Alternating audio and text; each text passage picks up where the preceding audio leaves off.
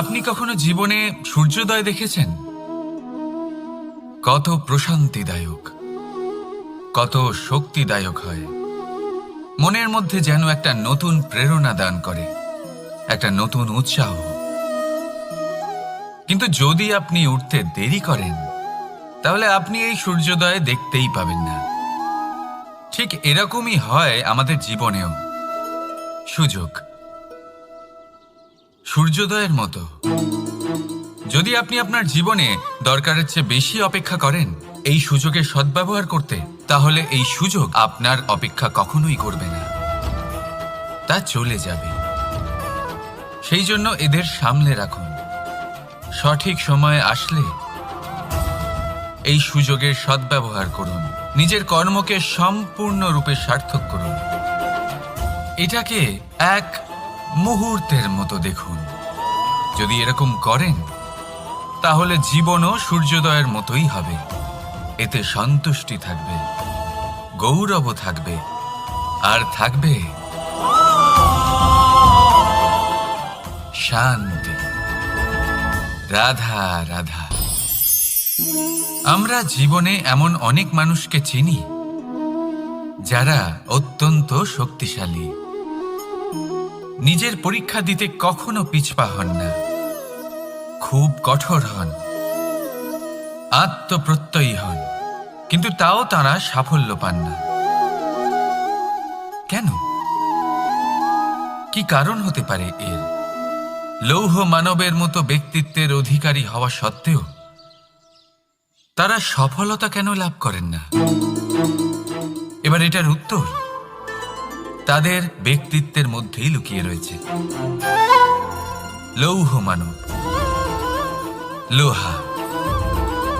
আপনি কখনো লোহাকে দেখে থাকবেন, অত্যন্ত শক্তিশালী, অত্যন্ত কঠিন, কিন্তু শুধু তখনই যখন সেটা শান্ত থাকে, শীতল থাকে।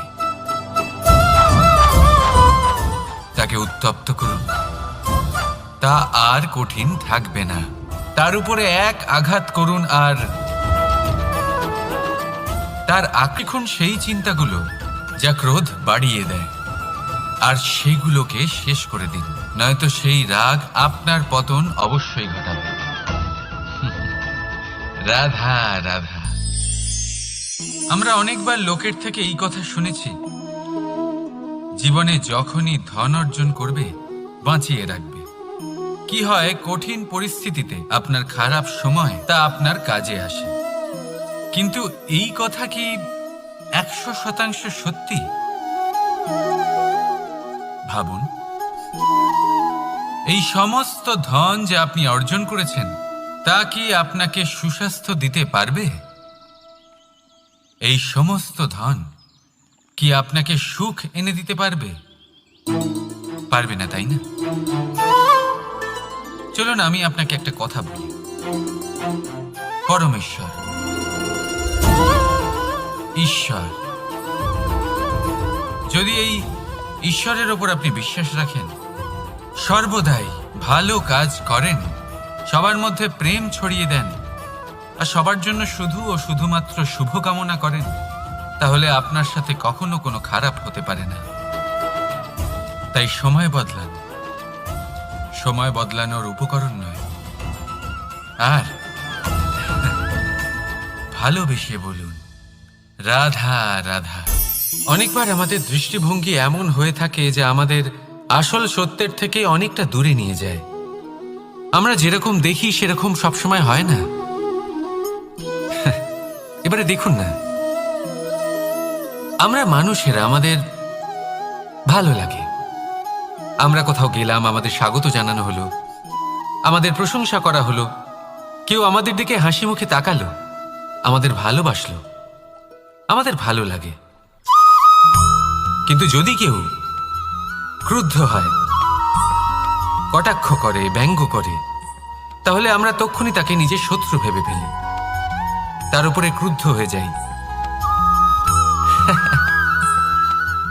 একটা কথা মনে রাখবেন, এই হাসি সবার জন্যই হয়।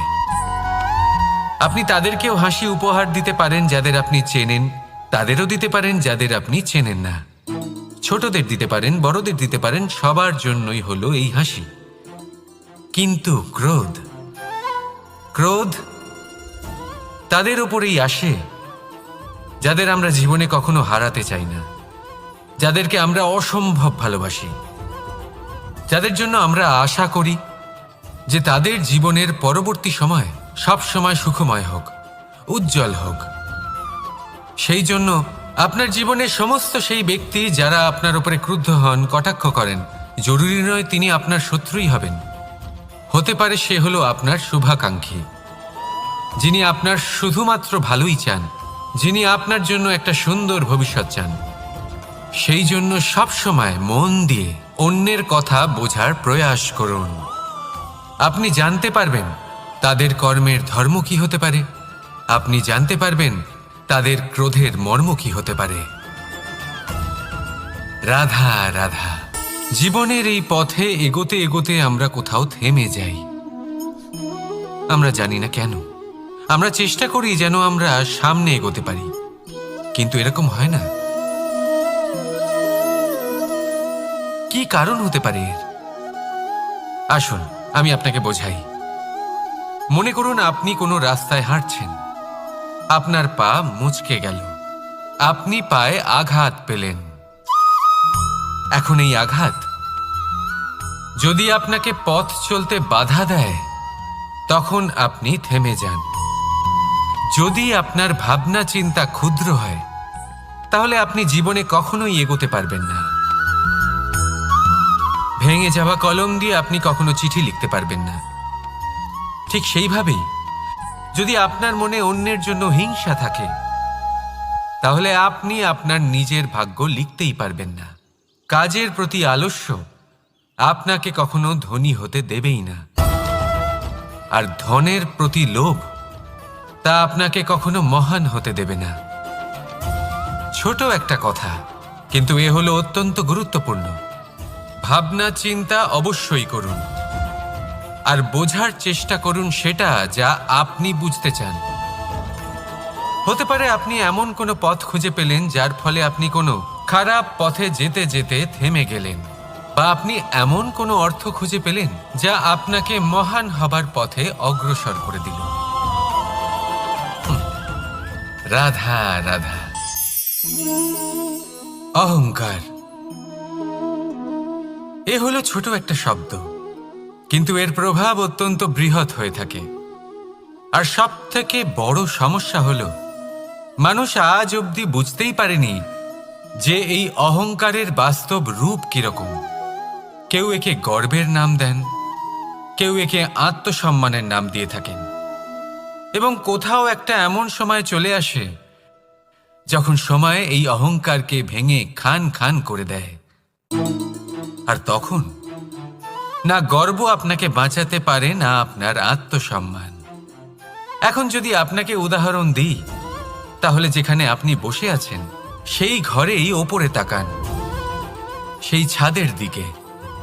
যদি এই ছাদ অহংকার করতে থাকে যে দেখো আমি তো সব থেকে উঁচু জায়গায় আছি, আমার চেয়ে ওপরে আর কেউ নেই, আমি এই ঘরে থাকা সমস্ত ব্যক্তিকে ছায়া প্রদান করি, যদি এই অহংকার এসে যায় তাহলে কি?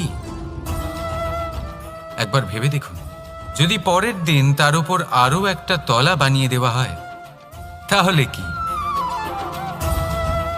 এই ছাদ যার নিজের উঁচু হবার অহংকার ছিল, যে সব থেকে ওপরে ছিল, সে এবার পায়ের তলায় চলে এসছে।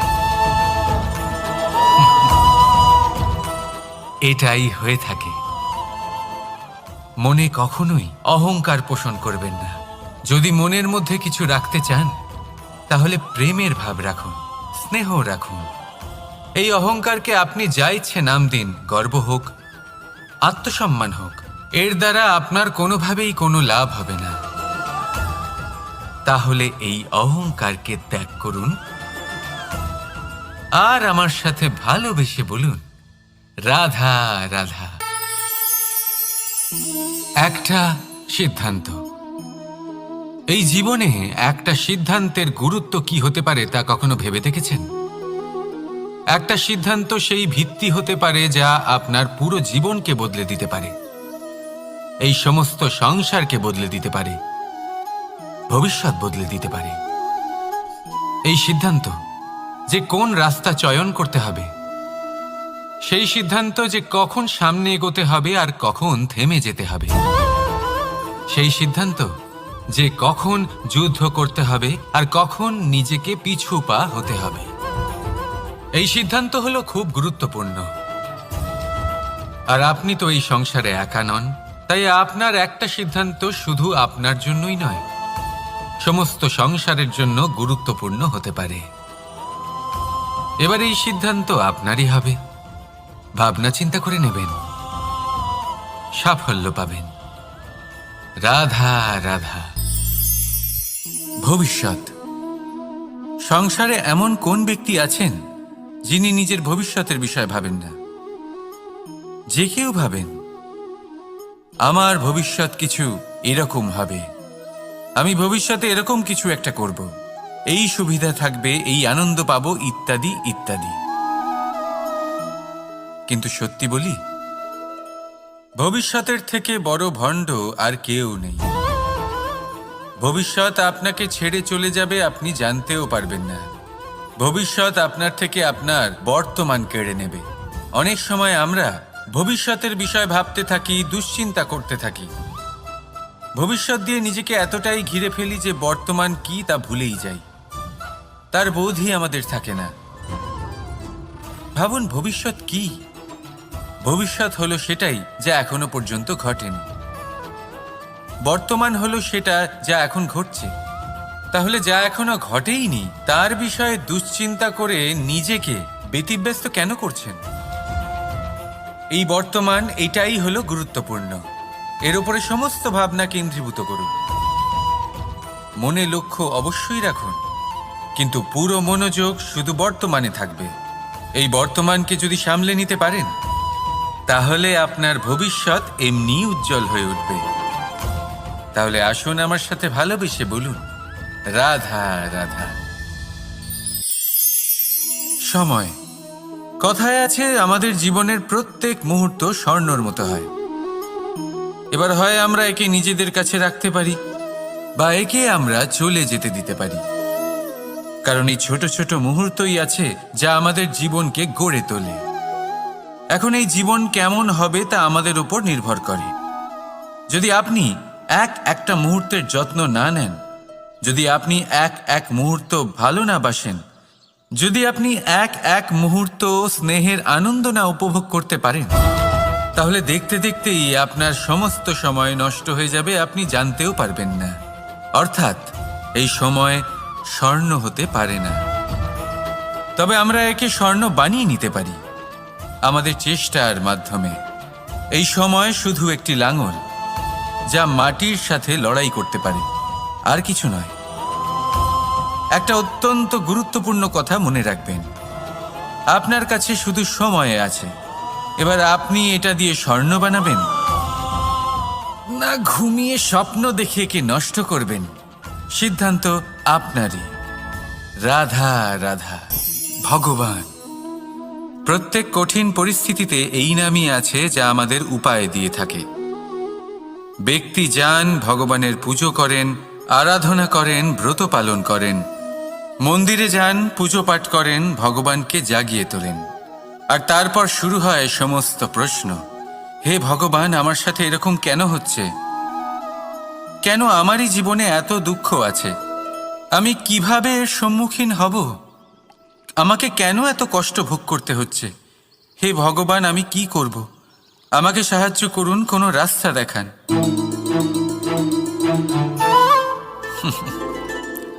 চলুন আমি আপনাকে একটা প্রশ্ন করি। মন্দিরে যাওয়ার চেষ্টা করার আগে আপনি কি জীবনে ততটা চেষ্টা করেছেন যতটা সেই সমস্যাকে দূর করার জন্য দরকার ছিল? দ্বিতীয় প্রশ্ন, ভগবানকে জাগানোর পূর্বে আপনি কি নিজেকে জাগিয়ে তুলেছেন?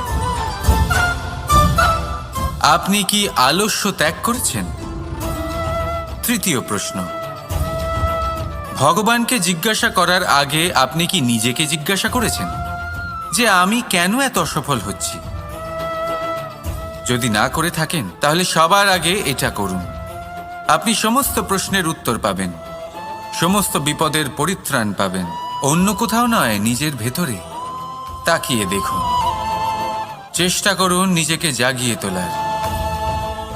আপনি সফল অবশ্যই হবেন, কারণ এই পরমাত্মা, ওই পরমেশ্বর, ওই পরব্রহ্ম আপনার মধ্যেই তো আছে। রাধা রাধা। নাম।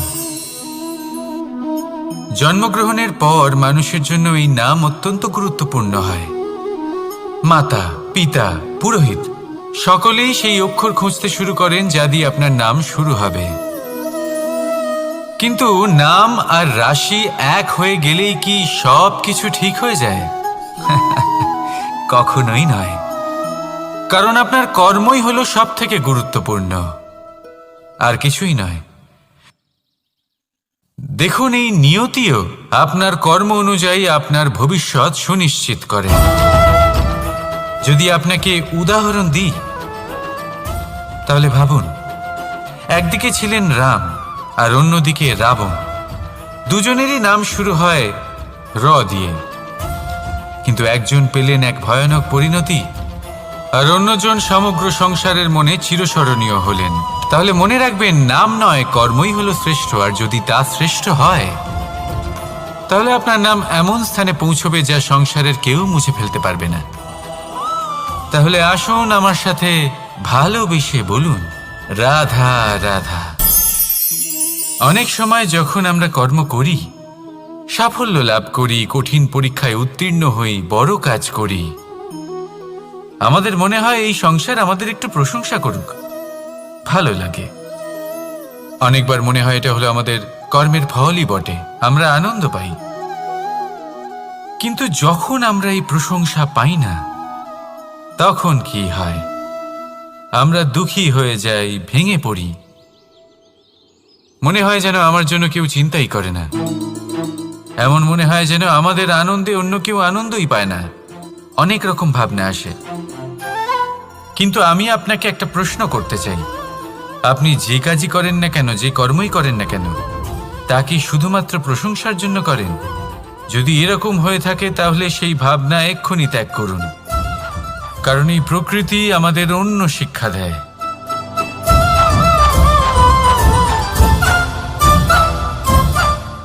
এই ফুলকে দেখুন, এই যে ফুলের সুবাস, যা আমার মনকে উচ্ছ্বসিত করে তোলে, মনে শক্তির সঞ্চার করে,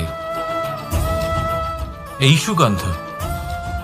কিন্তু ভেবে দেখুন, ফুলের কিন্তু এই কাজ করার জন্য কোনো প্রশংসারই প্রয়োজন হয় না। এটাই হলো প্রকৃতির শিক্ষা। যিনি সৎ হন, সৎকর্ম করেন, তার কোনো প্রশংসার প্রয়োজন হয় না, কারণ ওনার কর্মই হলো ওনার সুবাস। মনে রাখবেন, আতর নকল ফুলে দেওয়া হয়, প্রকৃত ফুলের তার কোনো প্রয়োজন হয় না। সেইভাবেই আপনিও কর্ম করতে থাকুন শুভ চিন্তা নিয়ে।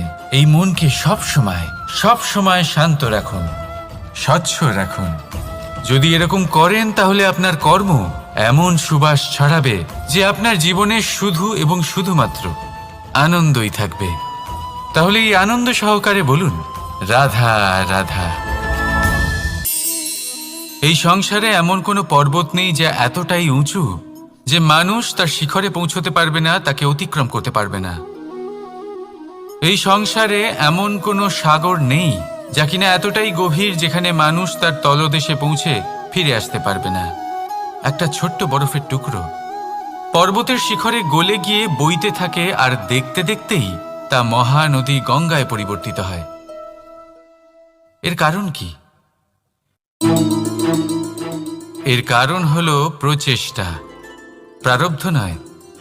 এই প্রচেষ্টাই সুনিশ্চিত করে যে আপনার প্রারব্ধ কি হবে। এই সমস্ত কিছু হলো প্রচেষ্টা আর প্রারব্ধের খেলা।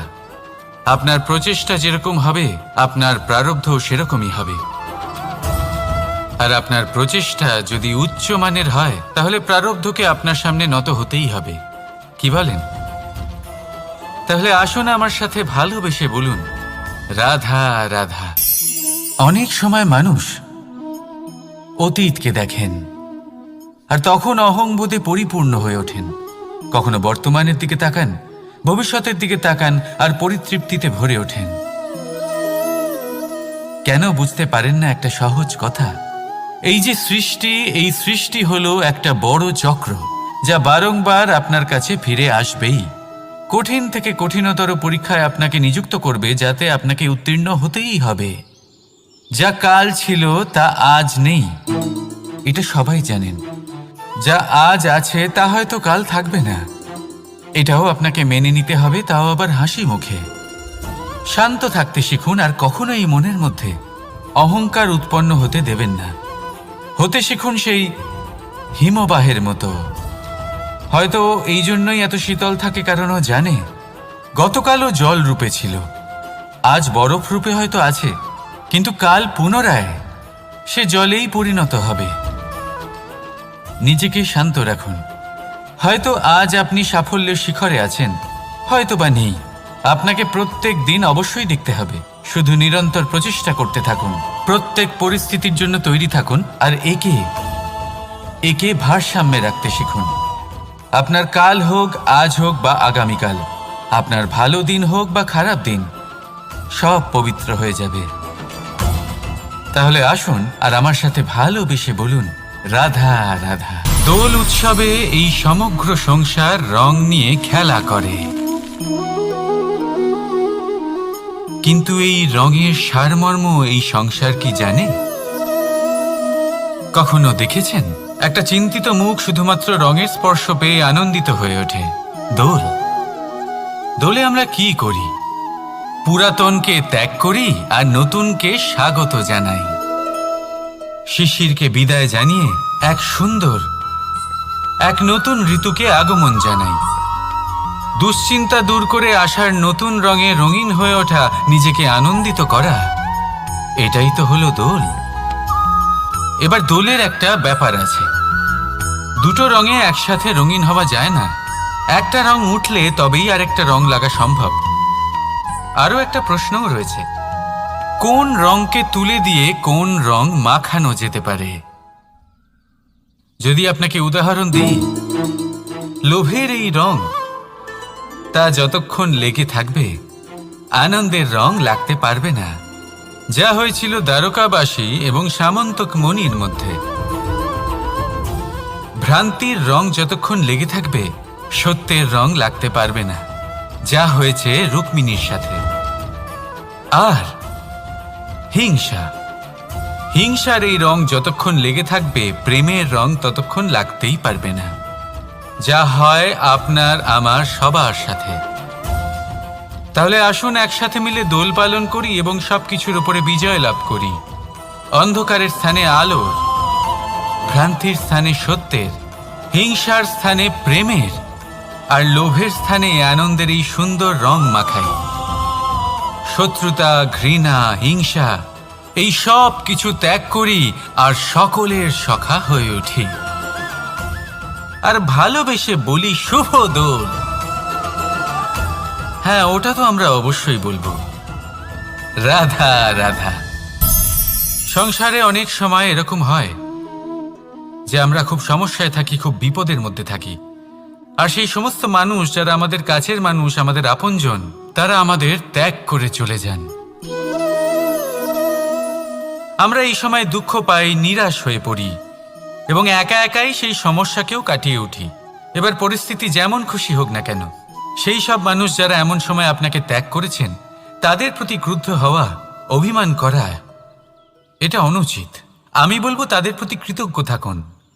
আমি বলবো তাদের ধন্যবাদ জানান যে তারা এমন সময় আপনার সঙ্গ ত্যাগ করেছেন যখন আপনার তাদের সব থেকে বেশি প্রয়োজন ছিল। কারণ দেখুন, হয় তাদের বিশ্বাস ছিল যে আপনি নিজেই এই বিপদ থেকে বেরিয়ে আসতে পারবেন, বা তাদের ত্যাগ করার জন্য আপনি নিজের উৎসাহ বাড়িয়ে তুললেন, আপনি নিজের শক্তি বাড়ালেন এবং নিজে সেই সমস্যা থেকে বেরিয়ে আসলেন। নিজের খারাপ সময়কে আপনি নিজেই ভালো সময় করে তুললেন। শেষ পর্যন্ত আপনি আরও শক্তিশালী হয়ে উঠলেন, আরও শ্রেষ্ঠ হয়ে উঠলেন। আর এটাই তো আপনার বিজয়, যার কারণ হলো তাদের আপনাকে ত্যাগ করা। তাহলে তাদের ধন্যবাদ জানান আর আমার সাথে ভালোবেসে বলুন, রাধা রাধা। ধন, ধন হলো কারোর জন্য মোহ, আবার কারোর জন্য মায়া, কারোর জন্য হয়তো ভাগ্য, আবার কারোর জন্য কর্মের পারিশ্রমিক। দেখতে গেলে এই ধন হয়তো সবার জন্যই অত্যন্ত প্রয়োজনীয় হয়ে থাকে। সেই জন্যই তো মানুষ নিজের সমস্ত জীবন অতিবাহিত করেন এই ধন অর্জন করার জন্য। অনেক মানুষ এমনও হয় যাদের সমস্ত জীবন এই ধন অর্জন করতেই কেটে যায়। প্রত্যেক মানুষই চেষ্টা করেন যেন তিনি ধনী হন, যত সম্ভব বেশি ধন অর্জন করতে পারেন, সম্পন্ন থাকতে পারেন। আর তা হবে নাই বা কেন? কারণ এটাই হলো এমন এক বস্তু যা আদান প্রদান এমন নানান কাজে আসে। চেষ্টা তো সব মানুষই করেন, ধন অর্জন সব মানুষ করতে পারেন না। কারণ হলো এটাই যে মানুষ ভাবেন যে তার কাছে কিছু ধন এলে তারপর তিনি কিছু করে দেখাবেন, আর ধন ভাবে যদি এই মানুষ কিছু করে দেখান তাহলে আমি তার কাছে আসব। সেই জন্য কিছু করে দেখান, এমন শ্রেষ্ঠ কাজ করে দেখান যাতে ধন নিজেই আপনার কাছে ছুটে আসে। যদি আপনি ধন লাভের আশায় ছোটেন তাহলে আপনি নিজের সন্তোষ ভাব হারিয়ে ফেলবেন। কিন্তু এই সম্পত্তি যদি আপনার কাছে ছুটে আসে তাহলে আপনাকে মহান বলা হবে। সেই জন্য কাজ করুন, শ্রেষ্ঠ কাজ করে দেখান, দেখবেন এই ধন ফলস্বরূপ আপনার কাছে আসবেই আসবে। তাহলে আসুন আমার সাথে ভালোবেসে বলুন রাধা রাধা। আমাদের মনে সবসময় একটা প্রশ্ন এসেই থাকে, এই জীবন যা কিনা ঈশ্বর আমাদের দিয়েছেন, একটা জীবন। ঈশ্বর এক আত্মা দিয়েছেন পৃথিবীতে বাঁচার জন্য। যতদূর আমরা জানি আমাদের কাছে একটাই জীবন রয়েছে। আমরা ভাবি এই জীবন গুছিয়ে কিভাবে রাখা যায়। প্রত্যেক মানুষ ভাবেন যে আমি কি করি যাতে এই জীবনকে গুছিয়ে রাখা যায়, কিরকম কর্ম করব, কিরকম পুণ্য করব, কি ধরনের শাস্ত্র পড়ব যাতে আমি সেই জ্ঞান অর্জন করি যাতে জীবনটা সুন্দর করে তুলতে পারি। আমাদের সমগ্র জীবন কেটে যায় এই প্রশ্নের উত্তর খুঁজতে, সেই শাস্ত্র অধ্যয়ন করতে। এমন অনেক মানুষ তাও বুঝতে পারেন না। আসুন আজ আমি আপনাকে একটা সহজ কথা বলি যার দ্বারা আপনি নিজের জীবন সুন্দর করবেন। জীবন, জিহ্বা, এদের দুজনেরই হলো একটাই রাশি। জিহ্বা অর্থাৎ আপনার কথা, এই কথাকে সংযত রাখুন, একে সুন্দর করে তুলুন, মধুর কথা বলুন, যতটা সম্ভব একে নিয়ন্ত্রণে রাখুন। আপনার জীবন সুন্দর হয়ে উঠবে। কারণ এই শব্দ হয় অত্যন্ত শক্তিশালী। এটা হলো এমন এক বন্ধন যা আপনার সামনের মানুষকে আপনার ব্যক্তিত্বের সাথে জুড়ে দিতে পারে। তাই এই শব্দ সংযত রাখুন, একে সুন্দর করে তুলুন। আপনার জীবন আপনা থেকেই সুন্দর হয়ে উঠবে। আর আসুন এই মধুর সুন্দর অনুভূতি দিয়ে বলুন রাধা রাধা। জীবন, এই জীবন আসলে কি?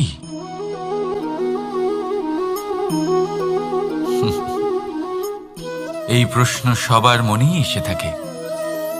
সবার মন এই প্রশ্নের জন্যই চিন্তিত থাকে। এই জীবন আসলে কি? এর উদ্দেশ্য আসলে কি?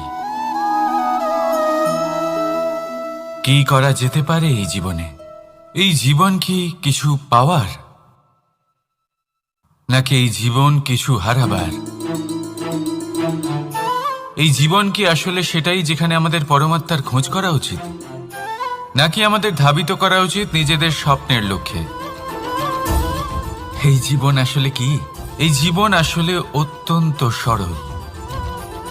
এ হলো শান্ত জলের মতো। একটা আয়নার মতো এই জীবন। এই জীবন আসলে ঠিক যেন এক আয়নার মতো। আয়না কি করে? আপনাকে সেটাই দেখায় যা আপনি করে থাকেন। আপনি হাসি মুখে আয়নার দিকে তাকান, আয়না আপনাকে আপনারই মুখ দেখাবে, সেই হাসি সমেত। আপনি রেগে গিয়ে আয়নার দিকে তাকান, আয়না আপনাকে সেটাই দেখাবে। আপনি প্রসন্নভাবে হেসে আয়নার দিকে তাকালে আয়না আপনাকে সেটাই দেখাবে। এটাই হলো জীবন, একটা আয়নার মতো। আপনি এটা ভাববেন না যে এই জীবন আপনাকে কি দিয়েছে, বরং এটা ভেবে দেখুন যে আপনি এই জীবনকে কি প্রদান করেছেন। যদি আপনি এই জীবনকে সুখ প্রদান করেন, আনন্দ দিতে পারেন, ভালোবাসা দিতে পারেন, তাহলে এই জীবনও আপনাকে সুখ, আনন্দ আর ভালোবাসাই দেবে। তাহলে আসুন এই সুখ, আনন্দ আর ভালোবাসা দিয়ে বলুন, রাধা রাধা। ধরিত্রীর বুকে গজিয়ে ওঠা এই দুব্ব ঘাস দেখেছেন? দুব্ব ঘাস, যা আমাদের পাকে শীতল রাখে। এতে যদি বসেন তাহলে মনে হবে নরম কোথাও বসে আছেন। এত ছোট হলেও কিন্তু এর মধ্যে গুণ আছে অনেকগুলি, আর যতটা ছোট এটা ততটাই বড় শিক্ষকও। কিভাবে? ভাবুন, পাতা ঝরার মরশুমের পরে সমস্ত পাতা একত্রিত হয়ে থাকে। একটা ছোট ফুলকি সবাইকে জ্বালিয়ে দিতে পারে, সমস্ত পাতা পুড়ে ছাই হয়ে যায়। কিন্তু এই ঘাসের কিছুই হয় না, সে যেমন ছিল তেমনই থাকে। কারণ কি হতে পারে? প্রথম কারণ, এরা ছোট হয়। দ্বিতীয় কারণ, এরা বিনম্র হয়, বড়ই সহজে দমে যায় এরা। তৃতীয় কারণ, এদের মধ্যে নমনীয়তা থাকে। আপনিও নিজেকে এরকমই বানিয়ে ফেলুন। কখনো নিজেই নিজেকে কারোর থেকে বড় মনে করবেন না। নিজের এই মনকে বিনম্র রাখুন। এবং সবথেকে বড় কথা, নিজের এই মনে সহানুভূতি, প্রেম আর বিশ্বাসের নমনীয়তা বজায় রাখবেন। যদি এরকম করতে পারেন তাহলে জীবন সবসময় সুখে কাটবে। রাধা রাধা।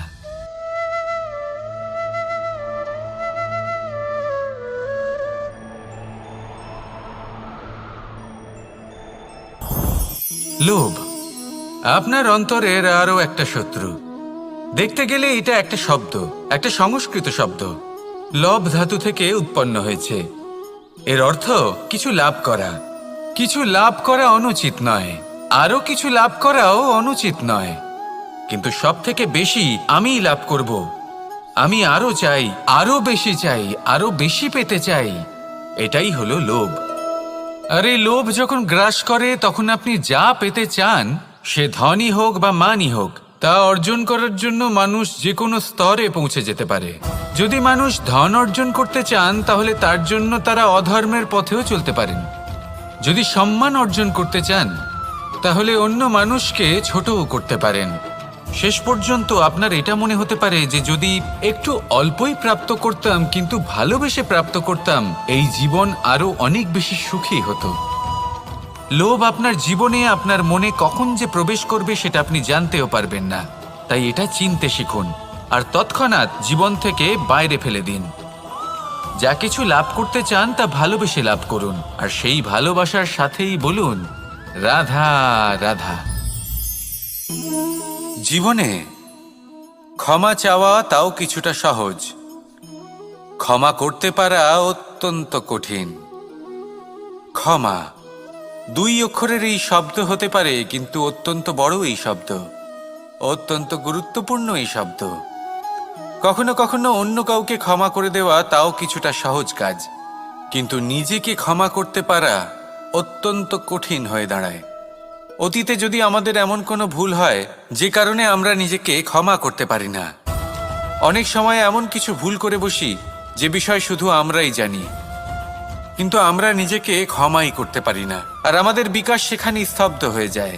কারণ যদি আপনি ক্ষমা করতে না শেখেন, নিজেকে ক্ষমা যদি না করতে পারেন, তাহলে তা আপনার জীবনের সব থেকে বড় বাধা হয়ে দাঁড়াবে। সেই জন্য জীবনে অবশ্যই শিখুন যে কিভাবে নিজেকে ক্ষমা করতে হয়, আর শিখুন যে আগের করা ভুল আবার কি করে না করা যেতে পারে। এই মন হালকা হবে আর প্রসন্ন হয়ে বলবে, রাধা রাধা। এই সংসারে যখনই কোনো সমস্যা আসে, তখন আমরা আমাদের সব থেকে বড় সম্বলের কাছে আশ্রয় খুঁজি, তা হলো আমাদের বিশ্বাস। এবার প্রশ্ন হলো এটাই যে এই বিশ্বাস কার উপর করা যেতে পারে? পরিবারের ওপর, বন্ধুর ওপর, নাকি তাদের ওপর বিশ্বাস করা উচিত যাদেরকে আমরা কখনো সঙ্গ দিয়েছি? দেখুন, এই সংসারে বিপদের সম্মুখীন হলে কে আপনাকে সাহায্য করবে সেটা নির্বাচন করা আপনার হাতে নেই। সেটা সেই সকল ব্যক্তির উপর নির্ভরশীল যে তারা আপনাকে সাহায্য করবে নাকি করবে না। অর্থাৎ যখনই কোনো বিপদ আসে, সর্বপ্রথম তার সম্মুখীন আমাদের নিজেকেই হতে হয়, আর তার জন্য প্রস্তুত থাকা প্রয়োজনীয়। সেই শক্তি, সেই সাহস অর্জন করা প্রয়োজনীয়। দেখুন, যখনই অন্ধকার আসে তখন সবার আগে কে আপনাকে ত্যাগ করে চলে যায়? আপনার নিজেরই ছায়া। এই অন্ধকারের সম্মুখীন হতে হয় অন্তরের প্রদীপের দ্বারা, অন্তরের আত্মা দ্বারা। তবেই আপনি অন্ধকারের ওপর জয়লাভ করতে পারবেন। সেই জন্য যে বিপদই আসুক না কেন, নিজেকে তার জন্য প্রস্তুত রাখা উচিত। সেই সাহস নিয়ে আসুন। এমন কোনো বিপদ নেই যে আপনাকে ভেঙে দিতে পারে। আসুন আমার সাথে ভালোবেসে বলুন, রাধা রাধা। মানুষ সবসময় চায় যে তার জীবনে যেন কখনো কোনো সমস্যাই না আসে। সে চায় তার জীবন যেন শুধুমাত্র শান্তি এবং সুখের দ্বারা পূর্ণ থাকে। কিন্তু এই চাহিদা অনুচিত কিছু নয়। আমরা সবাই এটাই চাই যে জীবনে সুখ থাক, শান্তি থাক। কিন্তু এই কথা সবসময় মনে রাখবেন, যে সূর্য উদিত হন সংসারকে প্রকাশমান করেন, দুপুরবেলায় সংসারকে রৌদ্র প্রদান করেন, সন্ধেবেলায় তাকেও অস্ত যেতে হয়। এবার আমাদের জীবন চক্র কিছুটা এরকমই। কোনো কিছুই চিরকাল একরকম থাকে না। কখনো এই নদীকে দেখুন, যা বয়ে চলেছে। এই নদী যা বয়ে চলেছে তার পথেও অনেক বিপদ আসে। বড় বড় পাথরের সম্মুখীন হয়ে তাকেও সামনে এগিয়ে যেতে হয়। একটি পুকুর যা চারদিক থেকে ঘেরা, তার জীবনে কিন্তু কোনো সমস্যা নেই। কিন্তু এই সংসারে পুকুরের পুজো করা হয় না, পুজো করা হয় নদীকে। মনে রাখবেন, সমস্যার ঊর্ধ্বে তিনি উঠতে পারেন যিনি সমাধি লাভ করেছেন, যিনি এই সংসারেই নেই। যিনি এই সংসারে আছেন এবং জীবিত আছেন, তার জীবনের সমস্যা হলো শ্বাসবায়ুর মতোই গুরুত্বপূর্ণ। আসুন আমার সাথে ভালোবেসে বলুন, রাধা রাধা। আজ আমি আপনাকে একটা ছোট্ট কাহিনী শোনাবো। একবার আমি, রাধা আর দাদা, আমরা তিনজনে মিলে লুকিয়ে একটা উপবনে গেলাম আম পেড়ে খেতে। অনেক পরিশ্রম করে আমরা ওখানে পৌঁছলাম, আর আমরা আশ্চর্যচকিত হয়ে গেলাম এটা দেখে যে এবার তো আম পাকেইনি।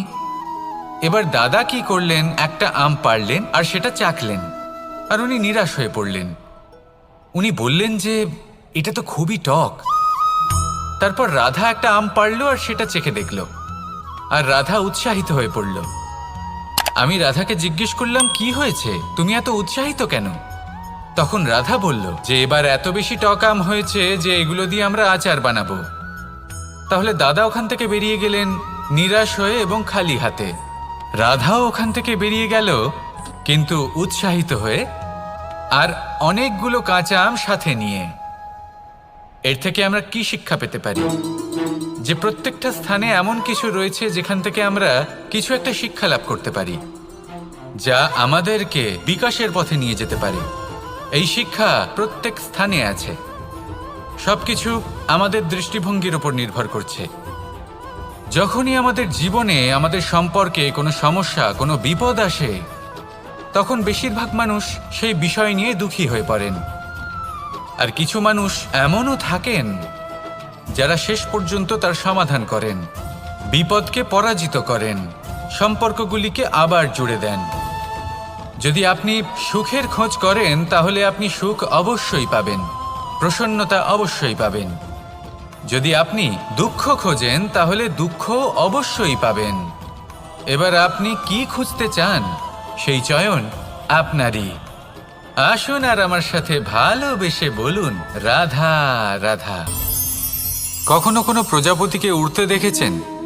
কি সুন্দর উড়ে বেড়ায় সে, এক ফুল থেকে অন্য ফুলে, এক পাতা থেকে অন্য পাতার ওপর। কিন্তু সে কিভাবে উড়তে শেখে কখনো ভেবেছেন? জন্ম থেকেই কিন্তু প্রজাপতির ডানা থাকে না, ও কিন্তু ছোট্ট একটা ডিমের আকারে জন্ম লাভ করে। তারপর সেই ডিমটি ভেঙে একটি কীট বাইরে আসে।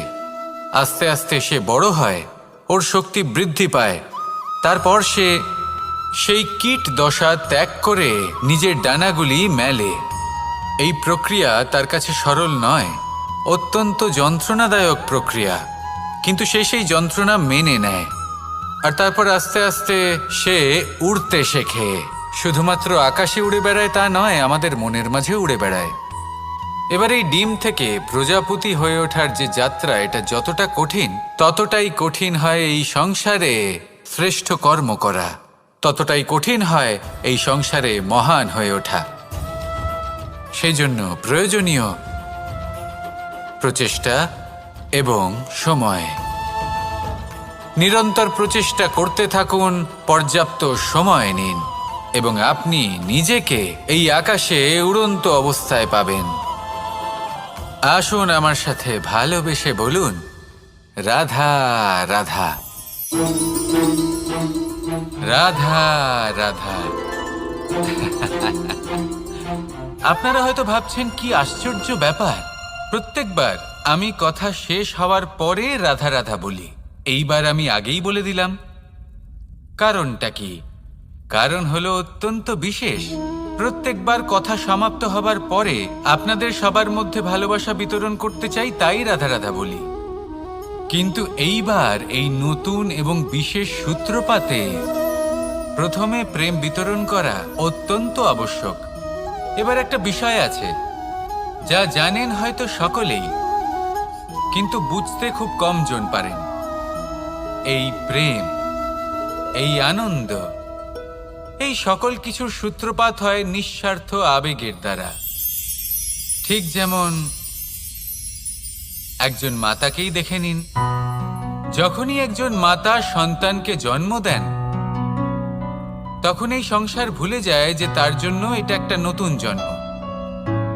কারণ একজন নারী তখন একজন মাতৃরূপে নতুনভাবে জন্ম নেন।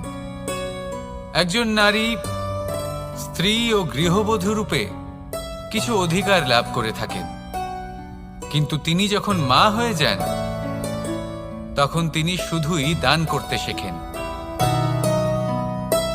নিজের সন্তানের জন্য কত কিছুই না করেন, তাকে বাৎসল্যের সাগরে ভাসিয়ে নিয়ে যান। এই সংসারে রাজকুমার জন্ম নিতেই পারেন, তাকে রাম এবং লক্ষ্মণ কিন্তু মায়েরাই বানিয়ে তোলেন। একজন গোয়ালা জন্ম নেয়, তাকে দ্বারকাধীশ একজন মাই বানিয়ে তোলেন। পিতা হলেন সেই পর্বত যার একটা অংশ হলো তার সন্তান, কিন্তু মা হলেন সেই শিল্পী যিনি একটা পাথরকে খোদাই করে এমন এক মূর্তি গড়ে তোলেন যাকে সকলে পূজনীয় মনে করেন। তাহলে স্মরণ করুন সেই সকল মুহূর্ত যেগুলি আপনি নিজের মাতার সাথে অতিবাহিত করেছেন। অনুভব করতে পারবেন যে কিভাবে এক মুহূর্তেই এই মন প্রফুল্ল হয়ে ওঠে। এবারের কারণ কি? এর কারণ হলো এই জীবনের আসল দ্বারই হলো মমতা।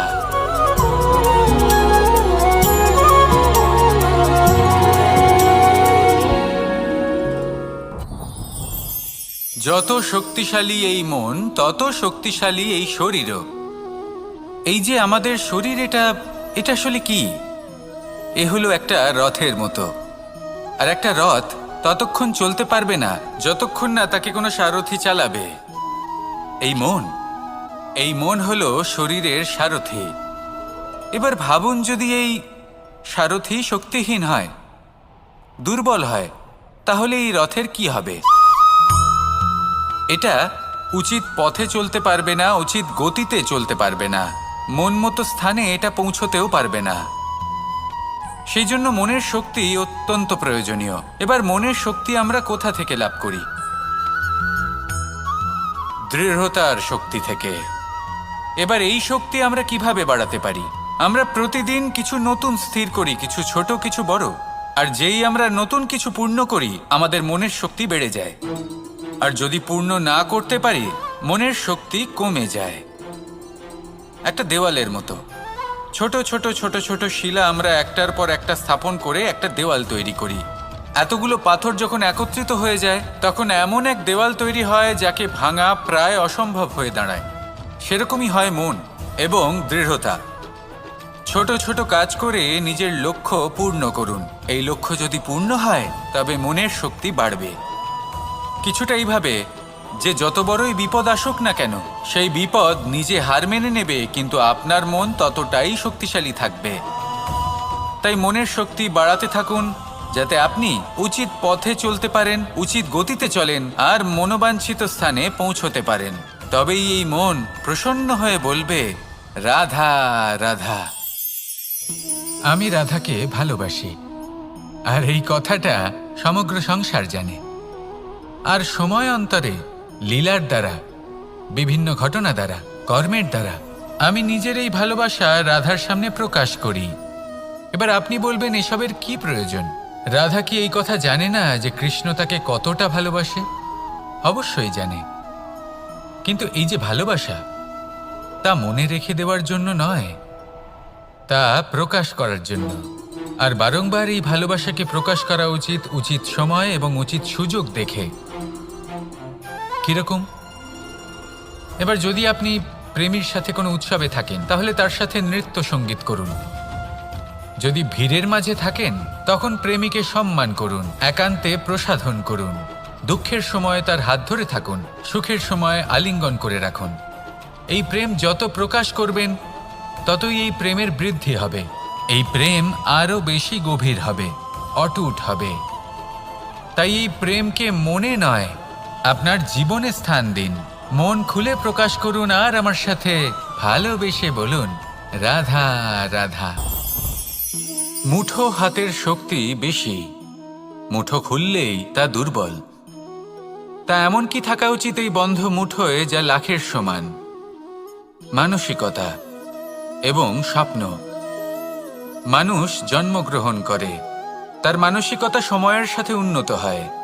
মানসিকতা অনুযায়ী সে স্বপ্ন দেখে, আর সেই স্বপ্ন সার্থক করতে সে পরিশ্রম করতে থাকে। কিন্তু খুব গুরুত্বপূর্ণ একটা কথা আছে যা আপনার মনে রাখা উচিত। আপনার এই মানসিকতা, আপনার এই স্বপ্ন, তা যেন আপনার নিয়ন্ত্রণে থাকে। আপনার বন্ধ মুঠোয় যেন এর লাগাম থাকে, আপনি যেন এর প্রভু হন। যদি তা হয়, তবেই আপনি লাভবান হবেন। যদি এরা আপনাকে নিয়ন্ত্রণ করতে থাকে, যদি আপনার মুঠো খুলে যায়, না পথ আপনার নিয়ন্ত্রণে থাকবে, না মানসিকতা থাকবে, না স্বপ্ন নিয়ন্ত্রণে থাকবে। আর যদি তাই হয়, তাহলে আপনি আপনার ভবিষ্যৎ নষ্ট করে ফেলবেন। তাই নিয়ন্ত্রণ করতে শিখুন নিজের বিচার বুদ্ধি, নিজের মানসিকতা, নিজের স্বপ্নকে। নিজের এই স্বপ্ন পূরণ করুন আর আমার সাথে ভালোবেসে বলুন, রাধা রাধা। আমার কাছে যশোদা মা যেমন, আমার কাছে দেবকী মা যেমন, আমার কাছে ঠিক তেমনই হলেন গোমাতা। এবার ভেবে দেখার বিষয় হলো এটা, যে এই সংসারে অসংখ্য প্রাণী আছে। একজন গাইকে একজন মায়ের মর্যাদা কেন দেওয়া হয়? তাহলে এর অনেকগুলো কারণ আছে। এই গাই অর্থাৎ গোমাতা, এনারা হলেন অত্যন্ত শান্ত, শান্তিপ্রিয়, কখনো কারোর কোনো ক্ষতি করতেই পারেন না।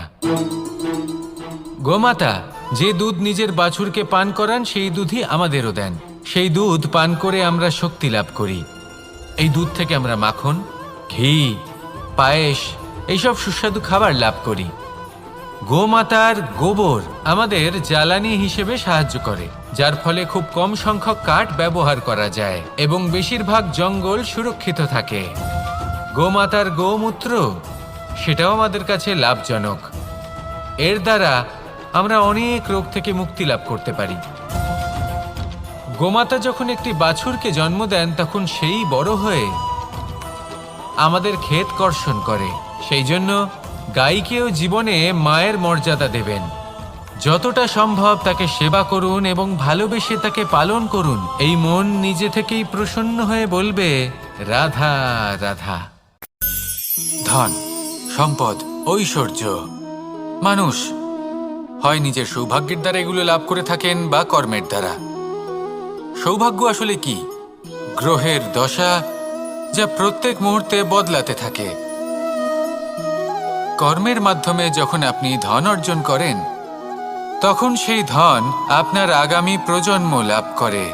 সেটা হয় সে ভোগ করে বা তার জন্য তার ভোগান্তি হয়। আর এটা নির্ভর করছে আপনার কর্মের ওপরে। কি কর্ম করেছেন আপনি সেই ধনকে লাভ করার জন্য। যদি আপনি সৎ পথে চলেন, নিষ্ঠা ভরে আপনি কর্ম করে থাকেন এবং তার ফলে আপনি ধন অর্জন করে থাকেন, তাহলে আপনার আগামী প্রজন্ম সেটা ভোগ করবে, সেটা প্রয়োগ করবে নিজের বিকাশের জন্য। কিন্তু যদি আপনি কুকর্ম করে থাকেন, কোনো রকম ছলনা করে থাকেন এই ধন লাভ করার জন্য, তাহলে 100% আপনার আগামী প্রজন্মকে এর জন্য ভুগতেই হবে। তাহলে আপনি কি চাইবেন? যে আপনার আগামী প্রজন্ম সুখ ভোগ করবে নাকি আপনার কুকর্মের পরিণাম ভোগ করবে? নির্বাচন আপনারই। আসুন আমার সাথে ভালোবেসে বলুন, রাধা রাধা।